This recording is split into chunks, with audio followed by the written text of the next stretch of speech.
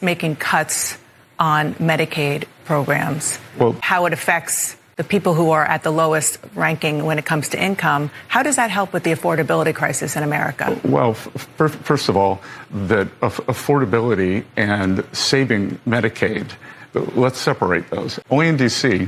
is a 20% hike over 10 years, a cut. So Medicaid funding will go up 20% over the next 10 years.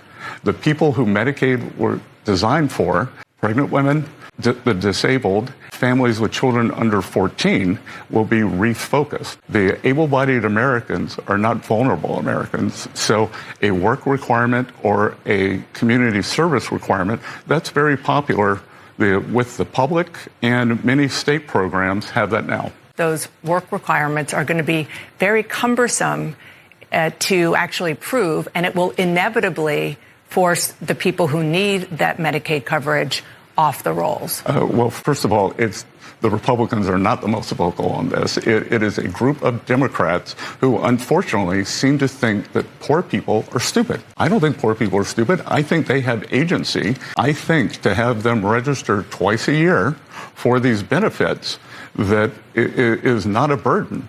But these people who want to infantilize the poor and those who need these Medicaid benefits are alarmist. Yeah, but my impression of the Republican Party is that historically you've wanted to cut through the red tape and not create more red tape. But I do want to move on because... Well, no. But we've also wanted to put in work requirements, which somehow that was very popular under Bill Clinton, was popular under President Obama, and this Democratic Party blew out the deficit in 2020. They never want to bring it back. But work requirements even poll well with the median Democratic voter, maybe not the fringe.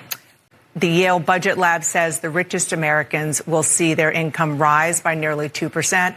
The lowest earning Americans will see their income drop by 3% when factoring in cuts to Medicaid and food stamps. You argue that the benefits will really be aimed at the middle class. How does that square? This week, I actually went on their website. They're all ex-Biden officials, so I think we can discount everything they say. I'd encourage all your viewers to look at the composition of both the board and the staff. It's just not right. What we have here is a middle class and working class bill. We are going to see wages accelerate. We are going to see, just as we saw with President Trump's first tax bill, we are making permanent these tax cuts. And what happened in 2017, 2018 was the highest wage earners went from paying 37% of all taxes to 45%. So that's going to be permanent now. So permanently, the highest 10% will pay a higher percent of the taxes.